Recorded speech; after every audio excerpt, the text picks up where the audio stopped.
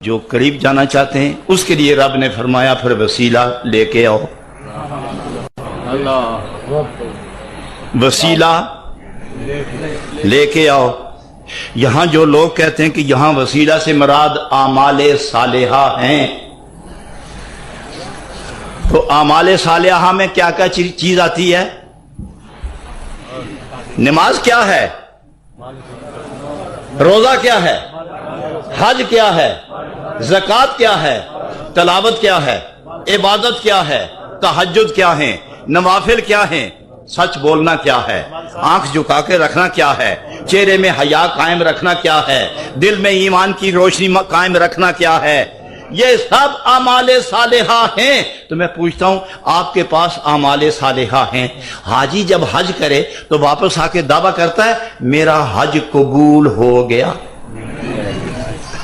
چلو آپ سارے تو نہیں جاتے لیکن سارے نمازی تو ہیں نا. آپ نمازی جو نماز پڑھتے ہیں تو دعویٰ کرو گے قبول ہو گئی؟ عصر کی، فجر کی، زور کی. جب قرآن پڑھتے ہو تو دعویٰ کرتے ہو کہ جتنے عرب پڑھے ہیں سب پہنچ گئے ادھر اور قبول بھی ہو گئے اور مجھے بدلہ بھی مل گیا. نماز ہو قبول اور بدلہ نہ ملے، روزہ قبول ہو جائے اور بدلہ نہ ملے، حج قبول ہو اور چہرہ نہ بتائے، تہجد قبول ہو جائے اور پیشانی نہ بتائے، اعمال صالحہ قبول ہو جائیں اور دل اور جسم بولے نا. تو میں پوچھتا ہوں کہ 40 سال نمازیں پڑھنے والوں دعویٰ کرو گے کہ ہماری نمازیں قبول ہو گئیں؟ اور اگر یہ نمازیں قبول نہیں ہوتی تو روزے، نماز، حج، زکوٰۃ، عبادت سب کچھ یہ اعمال صالحہ ہیں. اور اگر بندے اور خدا کے درمیان اعمال صالحہ وسیلہ ہیں تو پھر آج تک آپ کو خدا ملا کیوں نہیں؟ پھر آپ خدا کے پاس پہنچے کیوں نہیں؟ پھر آپ کو دیکھ کر فوراً خدا یاد آتا کیوں نہیں؟ پھر وہ روحانی پردے اٹھتے کیوں نہیں؟ پھر وہ جلوے روح میں اترتے کیوں نہیں؟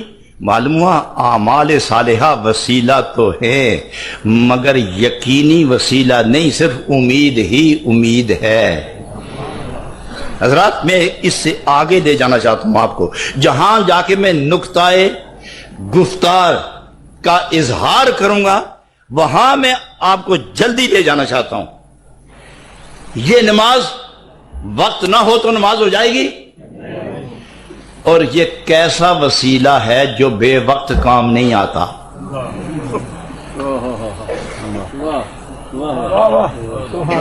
وسیلہ ہر وقت چاہیے یا کبھی کبھی؟ اور خدا اور بندے کے درمیان جو وسیلہ ہو وہ کبھی کبھی ہونا چاہیے یا ہر وقت ہونا چاہیے؟ اگر کبھی کبھی ہو تو معلوم یہ ہوا کہ اللہ کریم ہر وقت تیری بھی ضرورت نہیں، جب تیری یاد آئی تو وسیلے کے پاس جائیں گے. تو یہ کیا مومن کی آواز ہو سکتی ہے؟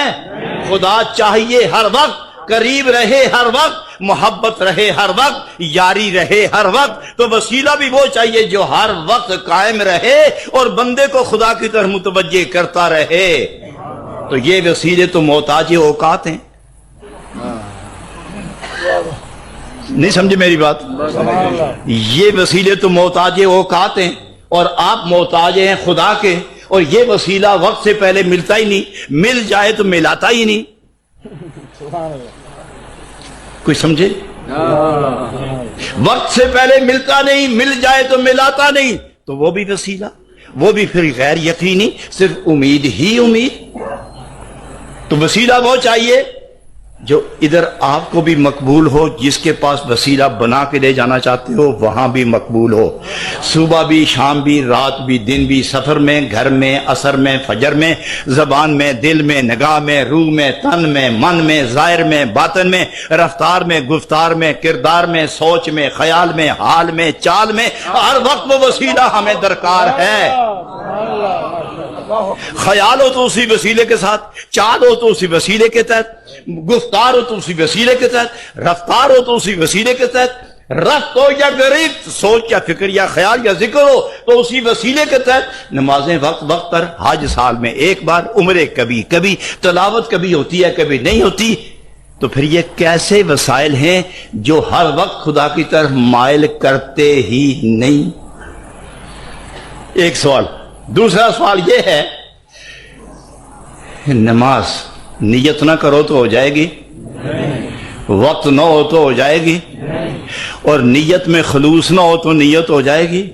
تو پھر معلوم ہوا کہ نماز محتاج ہے نیت کی، نیت محتاج ہے خلوص کا، خلوص محتاج ہے عشق کا، عشق محتاج ہے ایمان کا، ایمان محتاج ہے نبی اللہ کا۔ تو گویا جہاں نبی کا رشتہ وہاں ایمان آیا، جہاں ایمان ہے وہاں عشق نبی ہے، جہاں عشق نبی ہے وہاں خلوص ہے، جہاں خلوص ہے وہاں نیت ہے، اور جہاں نیت ہے وہاں نماز ہے۔ تو پھر معلوم ہوا کہ نماز محتاج ہے نبی پاک کے ذات کی، اور پھر نبی پاک پہلے آئی یا نماز پہلے آئی؟ اتنا تو بتا دو یار، پہلے نبی آئے بعد میں نماز آئی؟ اگر نماز پہلے ہوتی اور نبی بعد ہوتے تو پھر ہم پتہ چلتا کہ نبی نماز کے لیے آئے ہیں، اور اگر نماز بعد آئی اور نبی پہلے آئے تو معلوم ہوا کہ یہ نماز نبی کی ذات کے ذریعے ملی، تو پھر جس کے ذریعے یہ آئی ہے اسی کے ذریعے ہم نے پائی ہے۔ تو پھر وسیلہ کے لیے کیا بتایا علماء نے؟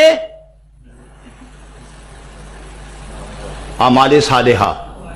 تو پھر میں پوچھتا ہوں کہ جتنے اعمال صالحہ ہیں، حج کس کے ذریعے ہے؟ ایمان نہ ہو تو حج ہوتا ہے؟ ایمان نہ ہو تو زکوٰۃ ہوتی ہے؟ ایمان نہ ہو تو اعمال صالحہ ہوتے ہیں؟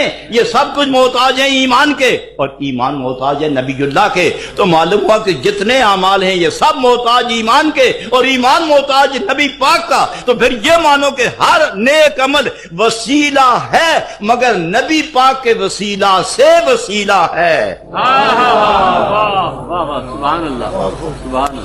بات سمجھے آپ سارے؟ ہر نیک عمل وسیلہ، ہر نیک عمل وسیلہ ہے، مگر نبی پاک کے وسیلہ سے وسیلہ ہے۔ ورنہ اگر سکھ نماز پڑھے تو ہو جائے گی؟ کیوں نہیں ہوتی؟ وہ نبی کا نہیں ہے۔